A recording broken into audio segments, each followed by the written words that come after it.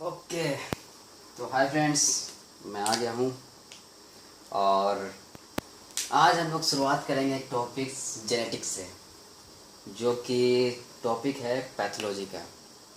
ठीक है, तो शुरू करते हैं जेनेटिक्स पैथोलॉजी से।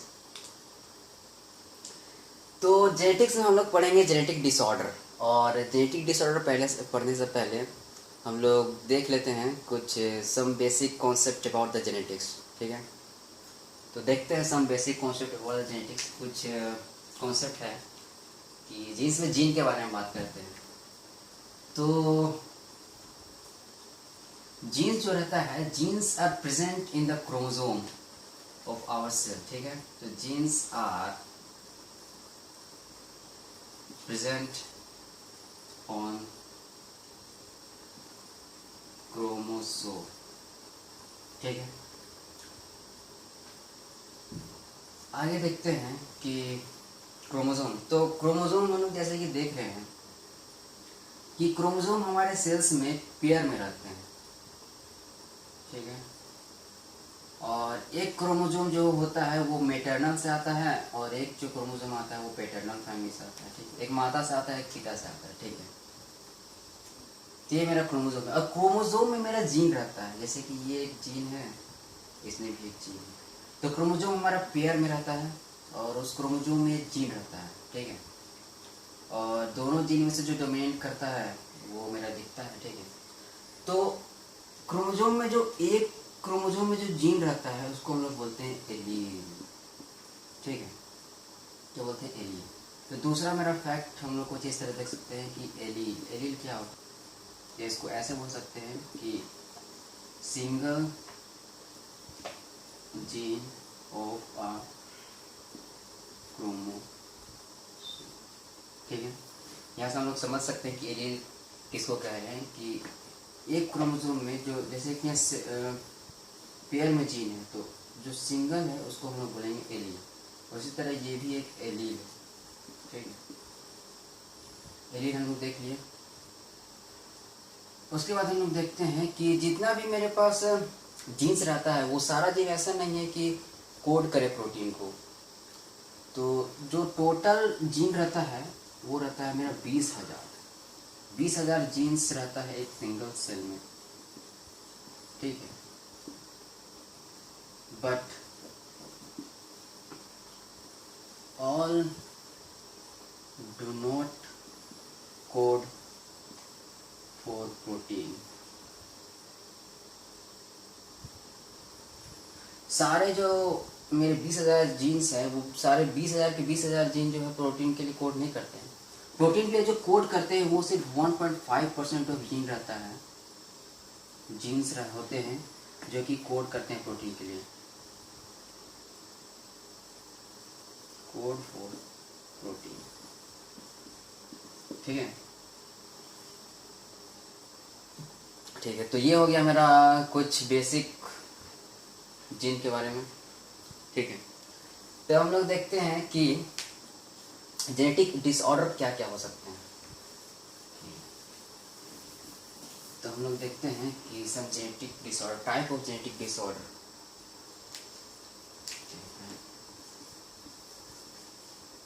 टाइप्स ऑफ जेनेटिक डिसऑर्डर, तो मेनली 3 टाइप के जेनेटिक डिसऑर्डर होते हैं। पहला होता है क्रोमोसोमल डिसऑर्डर।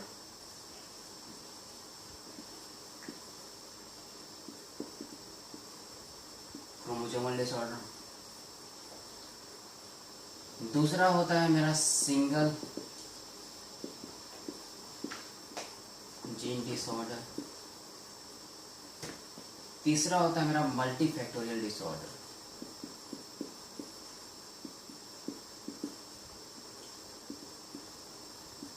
ठीक है, मल्टीफैक्टोरियल डिसऑर्डर जैसे कि यहाँ पे जीन भी आ रहा है प्लस इन्वायरमेंट भी यहाँ कुछ कर रहा है, इन्वायरमेंट का भी कुछ होता है। ठीक है, तो मेनली ये 3 तरह के हमारे जेनेटिक डिसऑर्डर होते हैं, chromosomal disorder, single gene disorder और मल्टीफैक्टोरियल डिसऑर्डर। ठीक है, तो इसमें से सबसे पहले जो हम लोग देखेंगे वो है क्रोमोसोमल डिसऑर्डर। ठीक है। क्रोमोसोमल डिसऑर्डर सबसे पहले हम देखेंगे। ठीक है, देखते हैं क्रोमोसोमल डिसऑर्डर।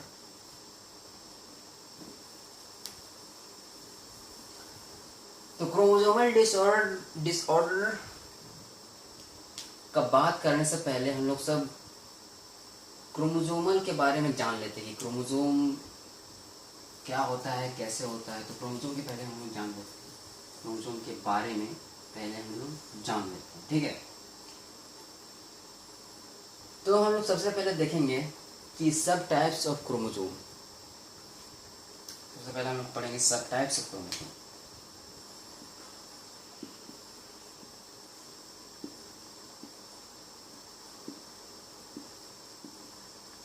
सब टाइप्स ऑफ क्रोमोसोम। सब टाइप्स ऑफ क्रोमोसोम में जो पहला हम लोग देखेंगे तो वो होता है types of chromosome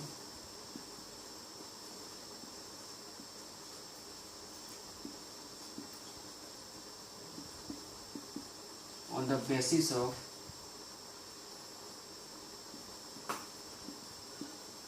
sex. Types of chromosome on the basis of sex. ठीक है, इसके आधार पर हम देखेंगे तो क्रोमोसोम को दो टाइप में बांटा जाता है। पहला क्या होता है? पहला होता है ऑटोसोमल क्रोमोसोम।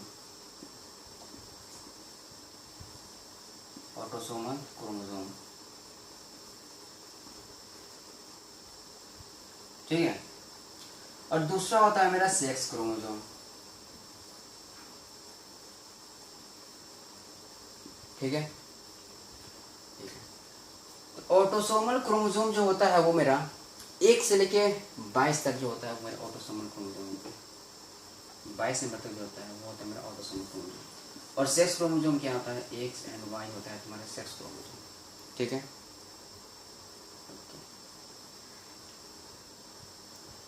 हम लोग जानते हैं कि 23 पेयर ऑफ क्रोमोसोम हमारे सेल्स में होते हैं। तो उसमें से 1 से 22 तक जो होता है वो ऑटोसोमल क्रोमोसोम होता है, और उस जो बचा हुआ एक है वो ये X एंड Y वो होता है मेरा सेक्स क्रोमोसोम। ठीक है, तो हम बेसिस ऑफ सेक्स देख लिए। अब दूसरा जो मेरा कैटेगरी है वो है मेरा दूसरा जो मेरा कैटेगरी है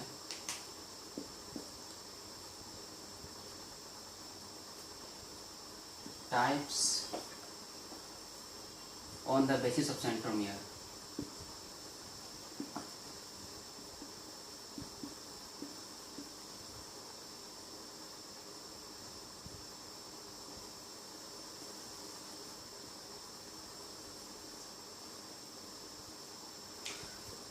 types of chromosome on the base of centromere. तो हम लोग देखेंगे कि सेंट्रोमियर के बेसिस पर डिवाइड करते हैं क्रोमोसोम को, तो चार तरह का क्रोमोसोम हमको देखने को मिलता है। देखते हैं वो 4 तरह का कौन कौन सा है। पहला जो होता है उसे हम लोग बोलते हैं मेटासेंट्रिक क्रोमोसोम।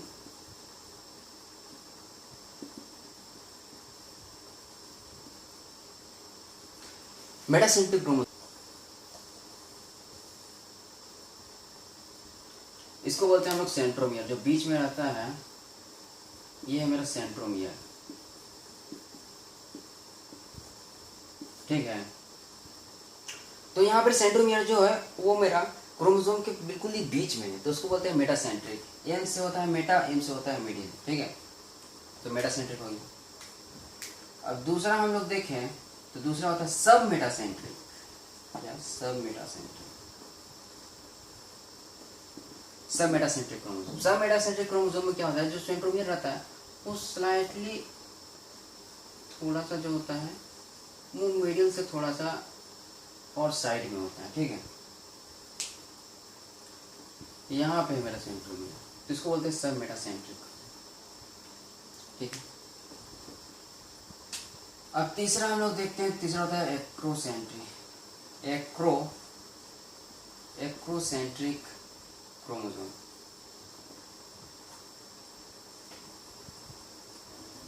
एक्रोसेंट्रिक क्रोमोसोम में क्या होता है कि जो मेरा सेंट्रोमियर रहता है वो बिल्कुल ही साइड में रहता है। ठीक है। यहाँ पे मेरा सेंट्रोमियर है वो बिल्कुल ही साइड में रहता है। ठीक है। अब चौथा नंबर में हम लोग बात करते हैं, चौथा नंबर में आता है मेरा टीलोसेंट्रिक।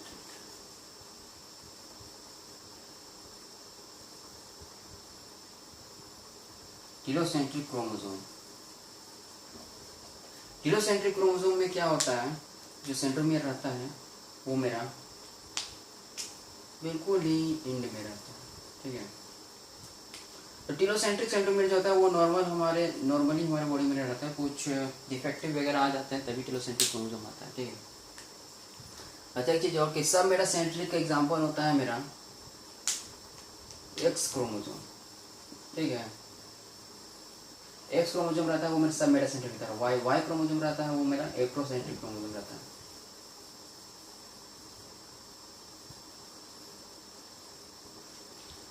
ठीक है। तो हम लोग on the basis of the centromere के आधार पे भी देख लिए हैं क्रोमोसोम को कितना तरह से होता है। ठीक है। ठीक है। तो हम लोग थर्ड टाइप्स में जाते हैं और देखते हैं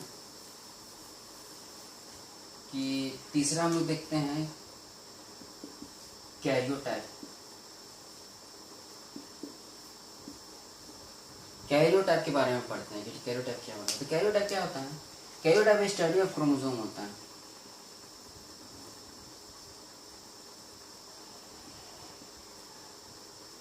मेनली कैरियोटाइप क्या एक मेथड है जिससे हम लोग क्रोमोसोम को स्टडी करते हैं कि क्रोमोसोम कैसा दिखता है, उसका अरेंजमेंट कैसे करेंगे, उसके बारे में हम लोग स्टडी करते हैं, जानते हैं कि सेंट्रोमियर का आकार रूप कैसा होता है। ठीक है। तो स्टडी ऑफ सेंट्रोमियर, तो स्टडी करने के लिए जो हम लोग सोर्सेस लेते हैं, सोर्सेस होता है वो मेरा होता है एमनियोटिक सेल। एमनियोटिक सेल होता है, या तो फाइब्रोब्लास्ट स्किन हो सकता है, फाइब्रोब्लास्ट स्किन हो सकता है। ठीक है।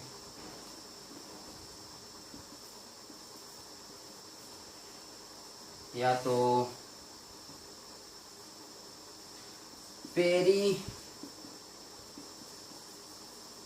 पेरिफेरल ब्लड लिम्फोसाइट हो सकता है। ठीक है। या फिर चौथा देखेंगे तो चौथा मेरा हो सकता है epithelial cell of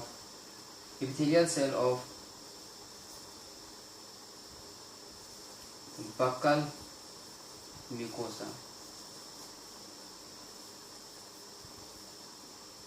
epithelial cell of buccal mucosa। ठीक है। तो इतना सारा सोर्स होता है, यहाँ से हम लोग निकालते हैं सेल्स को और कैरियोटाइप करते हैं। मतलब कि हम लोग क्रोमोसोम को देखते हैं और उसके बारे में जानते हैं, पढ़ते हैं, समझते हैं। ठीक है। तो सोर्सेस ये हो गया। ठीक है।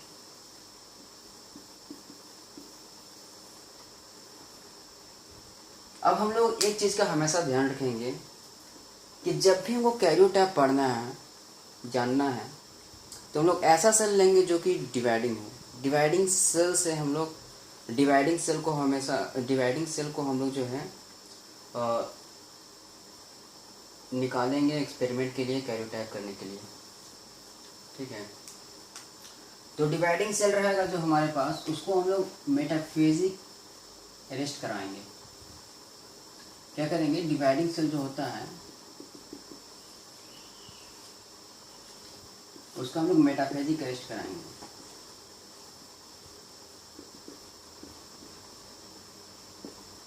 ठीक है। तो मेटाफेजिक अरेस्ट करवाने के लिए हम लोग एक केमिकल का यूज करते हैं, उसका नाम है कोल्चिसीन।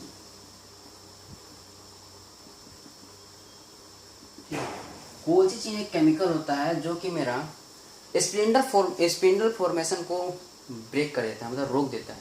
स्पिंडल फॉर्मेशन को ब्रेक कर देगा तो क्या होगा कि जो मेरा क्रोमेटिन कंडेंसेस करके क्रोमोसोम बनाया है वो मेरा डिवाइड नहीं हो पाएगा। तो मेरा डिवाइड अगर नहीं हो पाएगा तो वो क्रोमोसोम अपने कंडेंस फॉर्म में रहेगा, जिससे कि हम लोग क्रोमोसोम का स्टडी आसानी से कर सकते हैं। ठीक है, तो कोलेचिन डाल के हम लोग मेटाफेजिक फेज में सेल को रेस्ट कर लिए और क्रोमोसोम का स्टडी अच्छे तरीके से करेंगे। ठीक है, तो जो हम लोग निकालते हैं क्रोमोसोम को, उसको फिर हम लोग एक पैटर्न में सजाते हैं, डिसेंडिंग ऑर्डर में सजाते हैं। जो सबसे बड़ा होगा उसको हम सबसे पहले रखेंगे, फिर जो सबसे छोटा होगा उसको हम लोग इसके बाद रखेंगे। ठीक है, फिर से छोटा, फिर इससे छोटा, ऐसे करके हम लोग 1 से लेके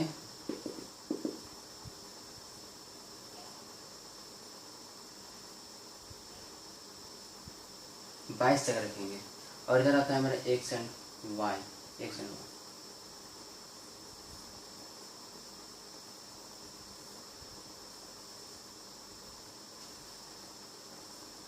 ठीक है, जनरली जब हम लोग कैरियोटाइप करते हैं तो एक्स एंड वाई को रिवील नहीं करते हैं, जो कि सेक्स को हम लोग को रिवील करना नहीं रहता है, इसीलिए हम एक्स वाई को रिवील नहीं करते हैं। तो जनरली कैरियोटाइप हम लोग 1 से 22 तक जो क्रोमोसोम रहता है उसको हम लोग सजाते हैं। 1 में सबसे बड़ा रहता है, फिर 22 में सबसे छोटा रहता है। ठीक है, पर एक्स वाई को हम लोग जो है रिवील नहीं करते हैं।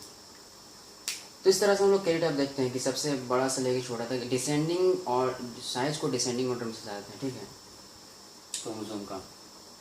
तो ये मेरा बात हुआ।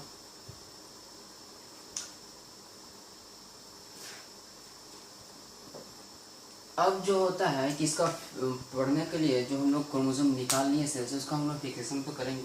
तो फिक्सेशन करने के लिए हम लोग एक एजेंट का यूज़ करते हैं, उसका नाम है कार्नोय फिक्सेटिव।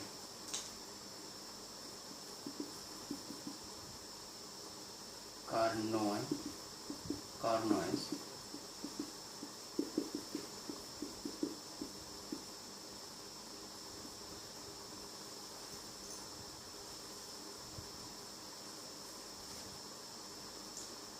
कार्नोय फिक्सेटिव। ठीक है,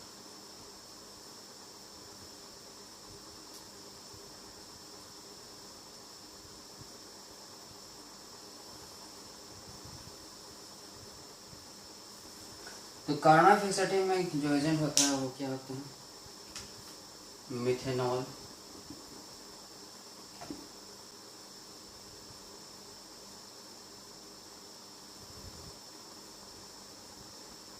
ग्लेशियल एसिटिक। मेथनॉल और ग्लेशियल एसिटिक एसिड रहता है।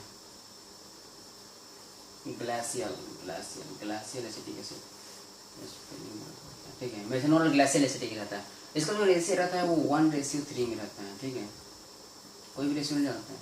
जो कार्बन फिक्सेशन रहता है 1/3 ratio, sorry, I am sorry, 3:1 में रहता है।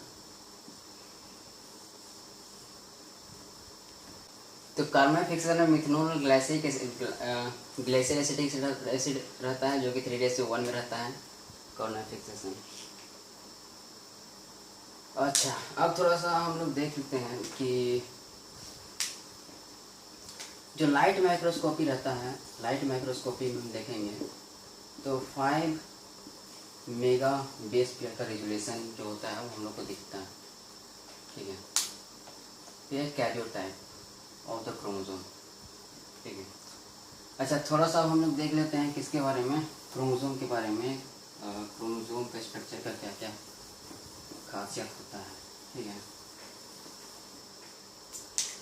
तो ये देख लेते हैं कि ऐसा होता है मेरा क्रोमोसोम।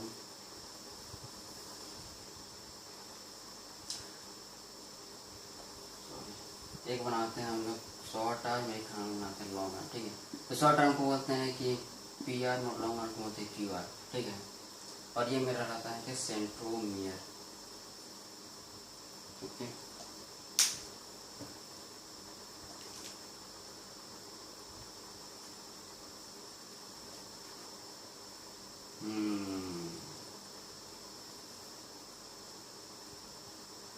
अब हम लोग देखेंगे कि जो आर्म रहता है उसमें रीजन्स होते हैं, चाहे वो शॉर्ट आर्म हो या फिर लॉन्ग आर्म हो, उसमें रीजन्स होते हैं।